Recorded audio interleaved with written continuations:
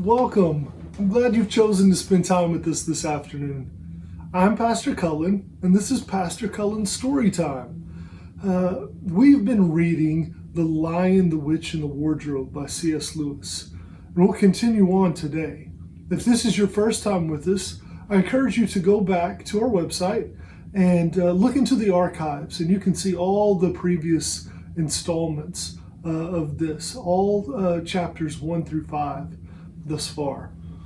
Now, if you remember last time, all the children had jumped into the wardrobe trying to escape Mrs. Macready, the housekeeper, who was giving a tour of the house.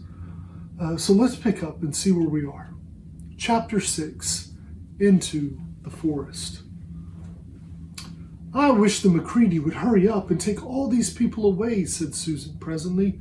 "I'm getting horribly cramped." "And what a filthy smell of camphor," said Edmund. "I expect the pockets of these coats are full of it," said Susan, "to keep away moths." "There's something sticking into my back," said Peter. "And isn't it cold?" said Susan. "Now that you mention it, it is cold," said Peter. "And hang it all, it's wet too. What's the matter with this place? I'm sitting on something wet. It's getting wetter every minute." He struggled to his feet. "Let's get out," said Edmund. "They've gone." "Oh," said Susan suddenly, and everyone asked her what was the matter. I'm sitting against a tree," said Susan. "And look, it's getting light over there." "By Jove, you're right," said Peter. "And look there, and there. It's trees all around, and this wet stuff is snow. Why, I do believe we've got into Lucy's wood after all." And now there was no mistaking it, and all four children stood blinking in the daylight of a winter day. Behind them were coats hanging on pegs, and in front of them were snow-covered trees. Peter turned at once to Lucy. "I apologize for not believing you," he said. "I'm sorry. Will you shake hands?" "Of course," said Lucy, and did. "And now," said Susan, "what do we do next?" "Do?" said Peter. "Why, go and explore the wood, of course." Said Susan, stomping her feet. "It's pretty cold. What about putting on some of these coats?" "They're not ours," said Peter doubtfully. "I'm sure nobody would mind," said Susan. "It isn't as if we wanted to take them out of the house. We shan't take them even out of the wardrobe." "I never thought of that, Sue," said Peter. "Of course. Now you put it that way. I see. Now, one could say that you had bagged a coat as long as you leave it in the wardrobe where you found it. And I suppose this whole country is a wardrobe." They immediately carried out Susan's very sensible plan. The coats were rather too big for them, so they came down to their heels. They came down to their heels and looked more like royal robes than coats when they had put them on. But they all felt a good deal warmer, and each thought the others looked better in their new get-ups and more suitable to the landscape. "We can pretend that we're Arctic explorers," said Lucy. "This is going to be exciting enough without pretending," said Peter, as he began leading the way forward into the forest. There, heavy, darkish clouds overhead, and it looked as if there might be more snow before night.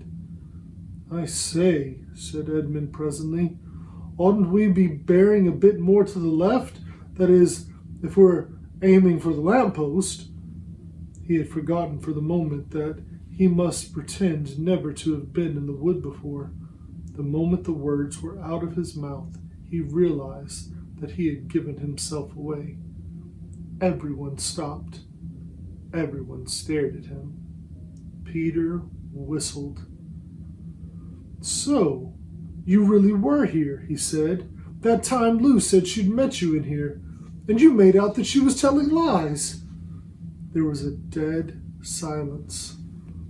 "Well, of all the poisonous little beasts," said Peter, and shrugged his shoulders and said no more. There seemed, indeed, no more to say, and presently the four resumed their journey, but Edmund was saying to himself, "I'll pay you all out for this, you pack of stuck-up, self-satisfied prigs." "Where are we going anyway?" said Susan, chiefly for the sake of changing the subject. "I think Lou ought to be the leader," said Peter. "Goodness knows she deserves it. Where will you lead us, Lou?" "What about going to see Mr. Tumnus?" said Lucy. "He's a fine fawn I told you about." Everyone agreed to this, and off they went, walking briskly and stomping their feet. Lucy proved to be a good leader. At first she wondered whether she would be able to find the way, but she recognized an odd-looking tree on one place and a stump on another, and brought them on to where the ground became uneven, and into the little valley, and at last to the very door of Mr. Tumnus's cave. But there a terrible surprise awaited them. The door had been wrenched off its hinges and broken to bits. Inside, the cave was dark and cold, and had the damp feel and smell of a place that had not been lived in for several days. Snow had drifted in from the doorway and was heaped up on the floor, mixed with something black, which turned out to be the charred sticks and ashes from the fire. Someone had apparently flung it about the room and then stomped it out. The crockery lay smashed on the floor, and the picture of the fawn's father had been slashed into shreds with a knife. "This is a pretty good washout," said Edmund. "Not much good coming here." "What is this?" said Peter, stooping down. He had just noticed a piece of paper which had been nailed through the carpet to the floor. "Is there anything written on it?" asked Susan. "Yes, I think there is," answered Peter, "but I can't read it in this light. Let's get out into the open air." They all went into the daylight and crowded around Peter as he read out the following words. "The former occupant of these premises, the Fawn Tumnus, is under arrest and awaiting his trial on the charge of high treason against Her Imperial Majesty Jadis, Queen of Narnia, Chatelaine of Cair Paravel, Empress of the Lone Islands, etc. Also of comforting her said Majesty's enemies, harboring spies, and fraternizing with humans. Signed, Magram, Captain of the Secret Police. Long live the Queen." The children stared at each other. I don't know that I'm going to like this place after all," said Susan. "Who is this Queen, Lou?" said Peter. "Do you know anything about her?" "She isn't a real queen at all," answered Lucy. "She's a horrible witch, the White Witch. Everyone, all the wood people hate her. She has made an enchantment over the whole country, so that it is always winter here, and never Christmas." I wonder if there's any point in going on," said Susan. "I mean, it doesn't seem particularly safe here, and it looks as if it won't be much fun here either. And it's getting colder every minute, and we've brought nothing to eat. What about just going home?" "Oh, but we can't, said Lucy suddenly. "Don't you see? We can't go home, not after this. It is all on my account that the poor fawn has gotten into trouble. He hid me from the witch and showed me the way back. That's what it means by comforting the Queen's enemies and fraternizing with humans. We simply must try to rescue him." "A lot we could do," said Edmund, "when we haven't even got anything to eat.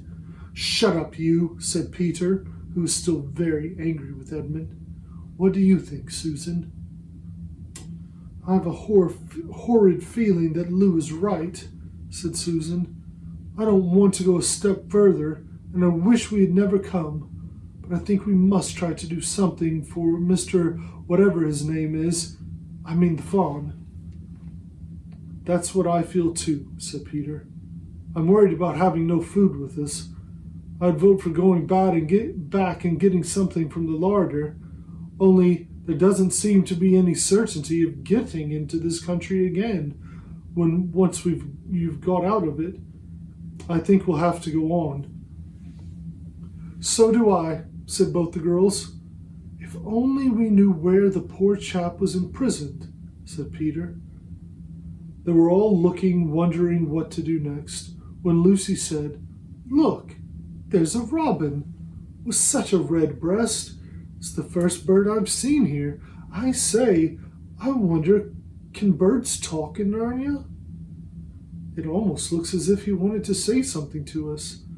Then she turned to the robin and said, "Please, can you tell us where Tumnus the fawn has been taken to?" As she said this, she took a step towards the bird.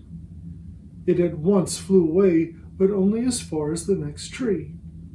There it perched and looked at them very hard, as if it understood all that they had been saying. Almost without noticing that they had done so, the four children went a step or two nearer to it. At this, the robin flew away again to the next tree, and once more looked at them very hard.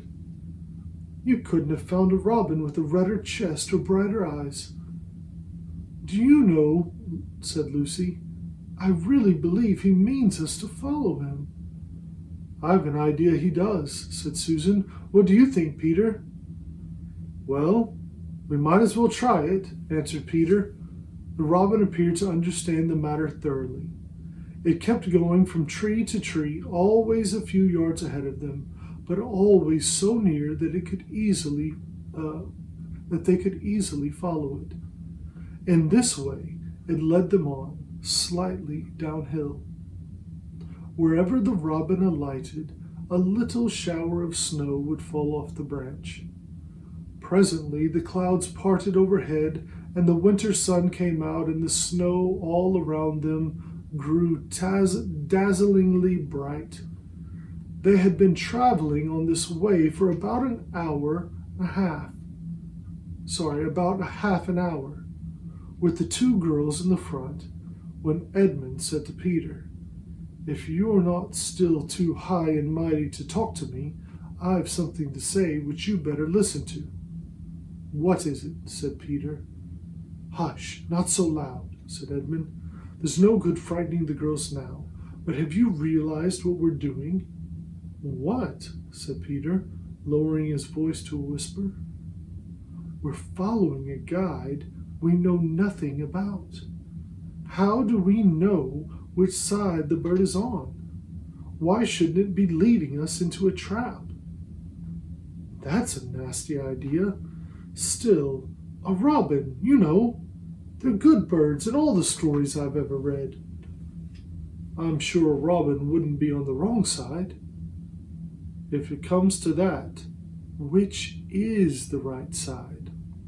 How do we know that the fawns are in the right and the queen, yes, I know we've been told she's a witch, is in the wrong? We don't really know anything about either. The fawn Lucy saved. He said he did, but how do we know? And there's another thing, too. Has anyone the least idea of the way to get home from here?"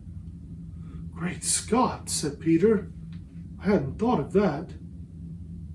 "And no chance of dinner either," said Edmund. Well, that's the end of our chapter for today. The story is getting exciting. What are the children going to find? Is the robin on the good side or the bad side? And which one is the good or bad side? I think you already know, but we'll find out more next time when we read chapter 7.